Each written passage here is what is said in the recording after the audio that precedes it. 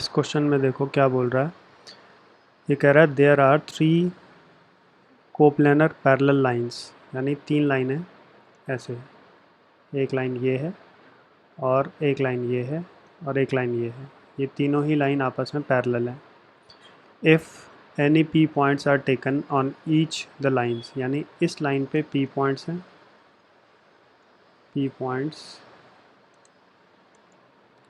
इस लाइन पे भी पी पॉइंट्स हैं, इस लाइन पे भी पी पॉइंट्स हैं। ठीक है।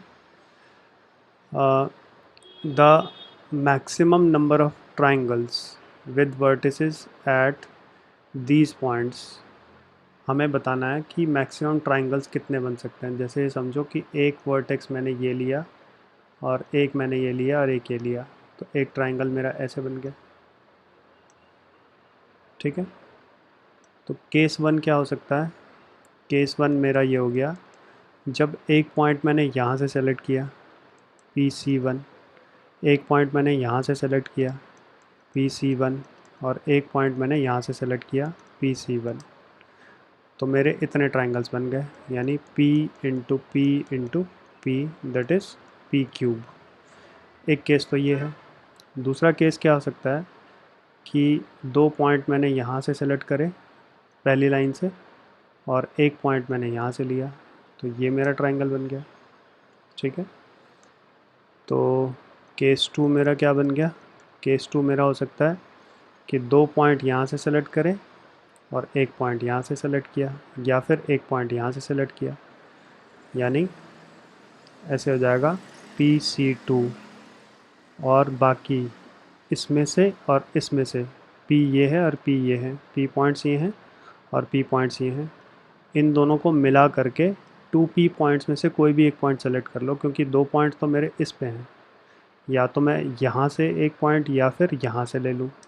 तो टोटल मेरे पास चॉइस जो है P प्लस P, 2P की चॉइस है, तो 2P में से कोई भी एक पॉइंट ले लेंगे। तो एक केस, मतलब ये सेकंड केस है। थर्ड केस मेरा क्या हो सकता है कि 2 पॉइंट मैंने यहाँ से लिए, 2 पॉइंट हमने ऐसे लिए, एक ये लिया और एक ये लिया। अब एक पॉइंट यहाँ से लिया जा सकता है या फिर एक पॉइंट यहाँ से लिया जा सकता है, तो उसका भी यही रिज़ल्ट आएगा। तो यानी ऐसे मेरे पास कितने केस बन सकते हो कि एक बार हमने 2 पॉइंट यहाँ से लिए और बाकी एक एक पॉइंट यहाँ से लिए, और एक बार 2 पॉइंट मैंने इससे लिए और एक एक पॉइंट इससे लिए, और एक बार 2 पॉइंट मैंने इससे लिए और एक एक पॉइंट हम इन दोनों से ले लें। तो ऐसे 3 केस बन सकते हैं। तो इंटू 3 और कर लिया, इसको यहाँ पर इंटू 3 और कर लो, तो टोटल हमारे कितने हो गए?